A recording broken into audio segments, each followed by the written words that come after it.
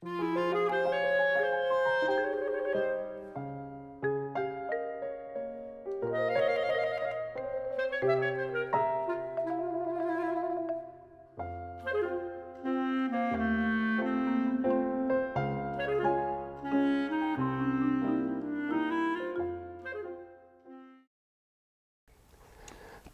me, it's more than just a job, it's my life. And yeah, I mean, if it wasn't for teaching and having that calling, I'm so blessed because so many people do things for this, for money, or just for other factors because they have to. And I wake up every day, I love it. I love it. And you're living proof for it. And Fernanda, and those, I could go through all of you. Some of you I can't see because it's big light, but I mean, it feels so good, and it's fun to come to the high school like this and see you guys and see you on your paths and try to make a little impact because everyone goes on their way. I can't do a ton, and but that's nothing better. Helping kids, teaching, and it's great. Every day it inspires me, right? To see, especially like if you guys graduate from high school, you go to college, even if I don't talk to you that much anymore like that, as teachers, it's like, we know you're doing better. That feels good. But as a young person too, I didn't really have that teacher. You hear a lot of teachers say there was one person that really impacted them or mentored them. Most of them, most of the teachers I had didn't really do that. So I didn't have that one person, but I guess just a calling, something greater than me. It's really, for me, it's a calling, and it's like I said, more than just going to work. It's about helping people. It's about enabling people. It's about empowering people. It's about sharing my experiences, and then watching how sharing those experiences impact other people. And that part feels good. Roseland was the first place I moved in Santa Rosa. And I moved right over here off Dutton and Freitas Court. And that was fun because right out of college, and I moved up here with my girlfriend at the time, and that didn't work out so well. So I ended up living, some of you even know this place, there's a house over here on Dutton, Freitas Court, there's an apartment complex, but there's a house and there's an apartment behind the house. And then there's a garage where people live, and then behind that garage, there's like a shed where you could only stand up in half the house. And that's where we moved, which was great when you have a beautiful woman to share that with. But then when she leaves and you're living in this place, where you live, your environment is really important. I didn't know that when I was younger. So some people are like, oh, I'll save money on rent, I'll live in a cheap place, but it affects you. And it affected me. So then I was there, and I started the credential program, and that's actually where I met you, Phil. So I was living in that little shack. Thank you. You could see I taught you well. Like this guy. Look down right here again. All right. So we, I moved in that place in Roseland, and got to know some kids there that, what's funny is my landlord actually was pregnant, and that child I ended up teaching 10 years later, 12 years later. And that was really rewarding too. And just community, I got to know it. And then I had a couple other opportunities. I've taught in a couple other districts, and when I had my first son, I needed another job, and there was an opening, so that called me, and I'm not going anywhere. I'm Roseland. I love that question. That's funny that you asked me that question too, because sometimes I feel like I'm Mexican. But I've always felt like that. I spent a lot of times in Latino communities. So for me, like Mexican culture and my culture are hand in hand. So I didn't get that separate experience. But of course, I recognize I'm Caucasian. I recognize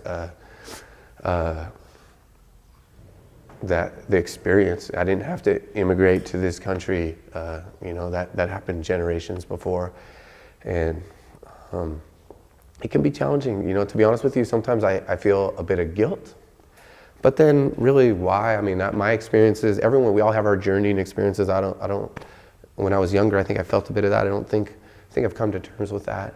I don't really look at that color a lot. I'm really blessed with a very diverse group of friends and family. So, to me, it's not that big an issue. It's the color of your heart, your actions, how you act, who you are, what you say. To me, we leave that for other people to figure out and dissect. And I know, and what I'm good at is, in college I was lucky, I was a philosophy major. And so the one thing about the discipline of philosophy is it allows you to look at things from both sides. And so I've always been good at looking at that from different angles. And I think that's something else I'm able to give to this community is I can understand the different sides and what it's like. And my experiences as a young person in moving, there were times we lived modestly, and there were other times we had a bit more, and so I got to look and see in different places, and those experiences prepared me for that. That's a long discussion, and that's an interesting one. I like talking about that. I think race and culture, those are not things we should avoid talking about. I think you have to throw those on the table, and you have to talk about those, because I think often we put those aside because we're sensitive that people are going to think that we're racist or biased towards someone's culture because of choosing our words or how we do it. And I think we need to address that more. When you fail, you learn. And so every time you fail, you have to recover. It's how you recover. Because you're going to fail. I'm going to go do something. I'll probably said a couple things on this camera I'm going to regret. But I'm going to recover. Whatever happens, and I'm going to handle that situation. It's not what happens to you. It's how you handle it. So this moment, who knows? But I know that tomorrow I'm going to wake up and I'm going to figure out a better way, and I'm going to learn from that. So there's no solution. There's no easy answer. There's no happily ever after. I think when I was your age, I thought there was that. I thought I would fall in love. I wanted to have a family at a very young age. And I thought that would solve those things. No. I had to figure out who I was first. But I needed all that. It's good. I'm glad all those experiences. I wouldn't change anything or go. I just, you wake up every day, and then you like they say, you do the best you can, and you move forward. And those are words. Those are trite words, but they carry true. You want